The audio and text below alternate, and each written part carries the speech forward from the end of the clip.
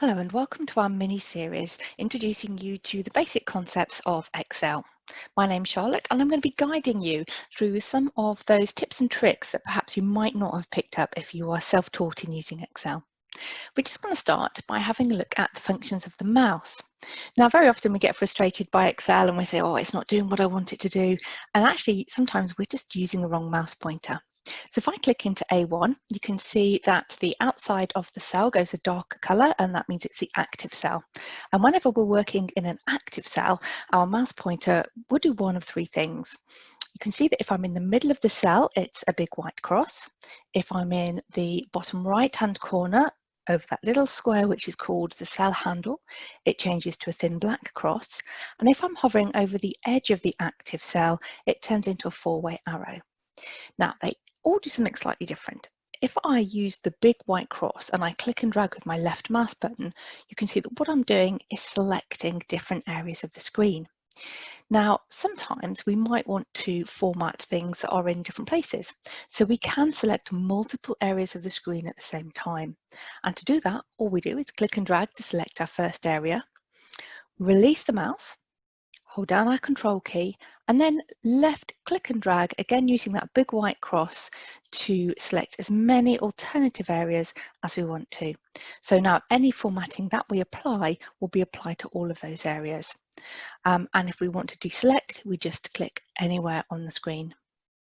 The other thing that we can do with our mouse pointer is if we hover over the edge, we get that four-way arrow and we can move things. So if I just type in the word test here, now there are, oh, if I could spell, there are a number of ways that we can tell Excel that we've finished typing, because until we do that, you'll notice that some of the options at the top here are not available to us.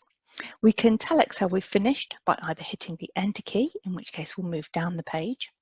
We could hit the Tab key, in which case we will move across the page, or we could just use this tick in the top edit bar there, and when we do that, it will confirm that we've finished typing and leave us exactly where we were. So now we have those options available to us.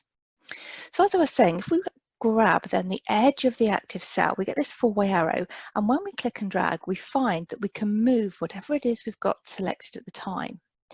Now, when we do this, it's very, very good for moving small amounts of data, small distances. If you have a big chunk of data to move and you want to move it quite a way, I would still use copy and paste. It's a much safer way to do things. If we want to actually copy something instead of move it, we can still use this facility around the edge of the active cell.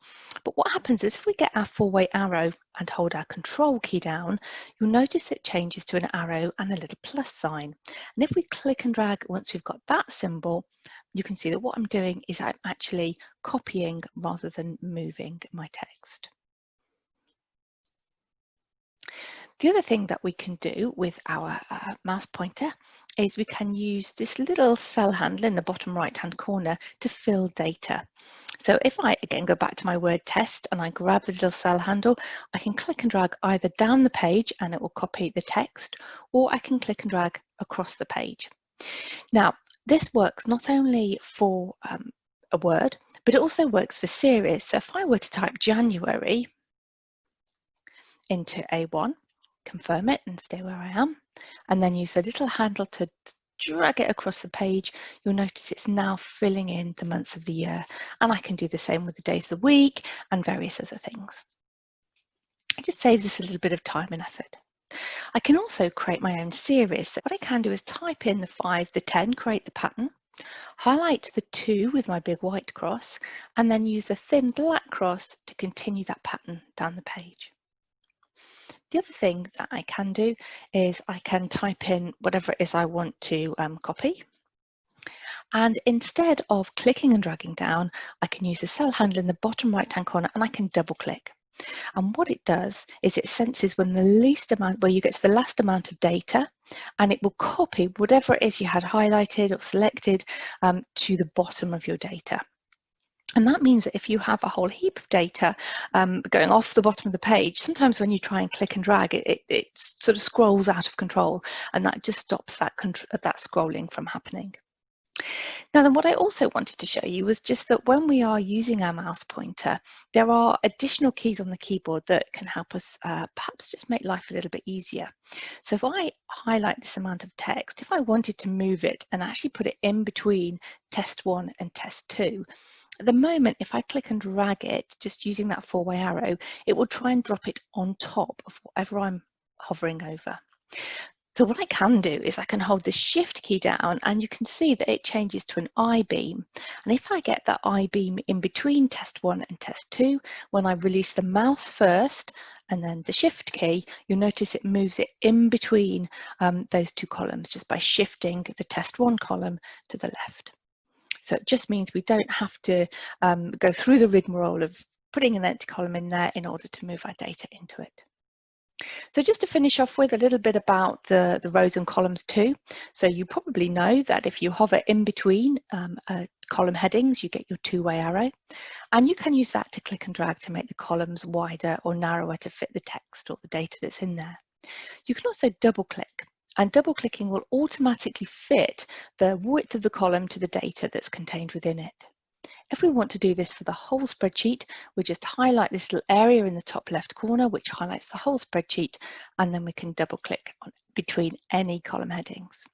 And sometimes that will look lovely and sometimes it will look a mess. And don't forget, you do have an undo key. If you do something like that, then think, oh my goodness, I liked it better before. You can also do the same thing with the rows. So you can use that double-headed arrow to make rows deeper or narrower. And again, you can highlight the whole spreadsheet, which means that anything you do to one row will be applied to all of them. And that double click just sets it back to the default. So just to recap, 3 ways we can use the mouse. You can select using the big white cross. We can move using the 4-way arrow. And if we add our control key, that will allow us to copy.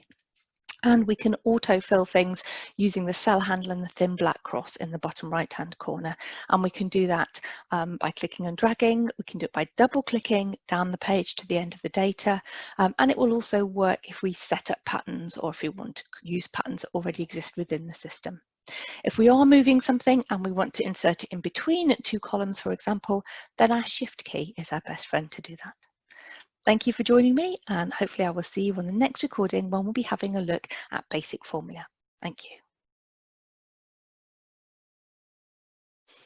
Hello and welcome to the second in our recorded series looking at the basic functions of Excel. Again, my name is Charlotte and I'm just going to be covering basic formula and some of perhaps the tips and tricks that you might not have picked up if you're self-taught in using Excel.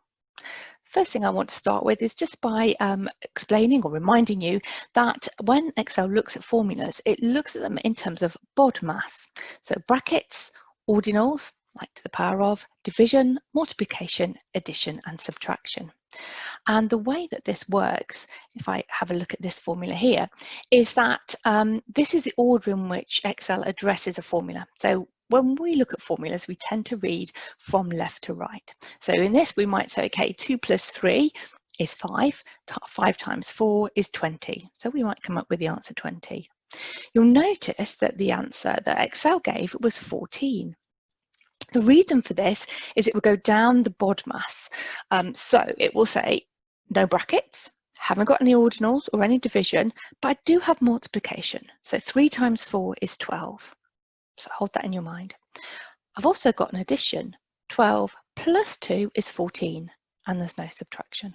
So that's why it gives us the answer 14. It looks at this formula in a very specific order. In order for us to encourage it to, or make it look at the 2 plus 3 first, what we need to do is just put that in brackets.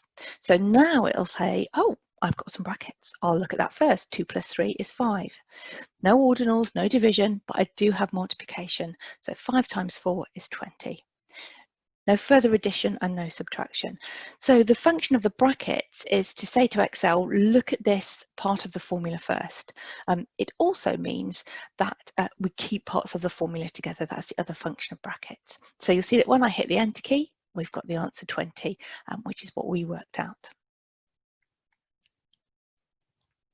So BODMAS can be helpful in just helping us to understand how Excel looks at formulas. There's also some functions created within Excel to make our lives a little easier. So if we look at this column of figures that we've got over here, if I wanted to add them up just using the BODMAS approach, then I would start by putting myself where I want the answer to go. I'd put an equal sign in, and then I'd choose the first figure that I want to be part of my formula.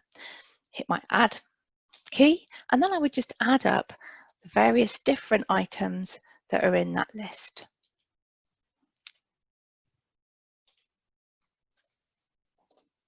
Here we go, 105.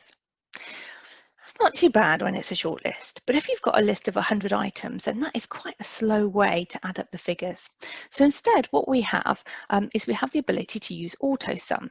Now, up in the Home ribbon, you've got the Autosum button, and if I click the little arrow next to it, you can see there's a number of functions sitting under that. And you've also got the option to explore more functions. So you can see here, you've got literally hundreds of functions available to you. You can search for what you want to do, and it will come up with a suggestion as to what you might need. Or if you know what you want, you can search for the function by name. We're going to first of all start with the Autosum. So again, we put ourselves where we want the answer to go. We click the Autosum button, and it will automatically suggest the figures that we want to add up. And at the moment, those figures are correct, so we just hit return. And there we go, nice and simple and quick. We can also look at the average figure doing this. So again, put ourselves where we want the answer to go and click the downwards arrow next to Autosum. And here we have the average, which is one of our most recently used. If I select that, this time though, you can see that the marching ants have included the total figure, and we don't want that. That will distort our average. So just all we need to do to tell it that it needs to look at a different range is to click and drag over the range that we want it to examine, and the marching ants move with us. So again, we can just hit enter. Finally, just to recap, we've got count, which is another function, and all the functions have the same kind of format to them at this level. So we go back to Autosum, we count the numbers. Again, it's included two figures that we don't want, so we click and drag over the ones we do want, and we can just hit enter. And it tells us there are 6 figures there. The final step in our formulas is just to think about what happens when we want to include a specific figure. And this is a great tool if you want to run a what-if analysis. Okay, so if we want to work out the VAT of our £5 at 20%, we would usually type in our equal sign, click our first cell, which is the 5, put in the multiply and pick the 20%. And there we go. It comes up with £1 as our VAT figure. The trouble is, if we now copy this formula down, what happens is we get a series of nothing. And that's because Excel looks at formulas in terms of where they are in relation to the active cell. So you can see that for this formula, if we have a look in the formula bar, it's F2 times I2. As it copies it down to the next cell, it's F3 times I3. So it's moving down the page relative to where it's positioned. And we actually want to stick a pin in that 20%. We don't want that to move. So let's try that again. Put ourselves where we want the answer to go, type in our equal sign and pick up the first cell we want to include. We then multiply it by 20%, the same as before, but this time we're going to make the cell an absolute cell reference. So while we've still got the marching ants around that 20%, we hold down, well, you may need to hold down the function key on your keyboard and hit F4, or you may just need the F4 key on its own. It depends how your keyboard is set up. Either way, what should happen is you'll have dollar signs next to the I and the 2. And what the dollar signs do is they say, I want to fix the column I and I want to fix the row 2. You can keep pressing the F4 button and you'll find that it toggles. So you've now got just the row fixed, or just the column fixed, or nothing. So as you press the F4, it toggles through these options. If I now hit enter and copy this down, what you'll notice is that as we look at the formula up here, as I come down the page, the F3, 4, 5, 6 changes, but it's always looking at I2. And that means that if we want to change that 20% to, for example, 5%, we change it in one cell and immediately all the other cells change as well. So it's a very, very good way to experiment with, okay, what if we did that? What if we did the other? What would that look like? So in this short video, we've had a look at BODMAS and how that influences the way Excel looks at formulas. We've had a look at functions, which help us speed up the common formulas that we might need to create. And we've had a look at absolute cell references, which allow us to stick a pin into a cell reference so that we can refer back to it again and again from a formula, no matter where we copy it to. I hope this has been useful, and I look forward to seeing you on our live course. Thank you.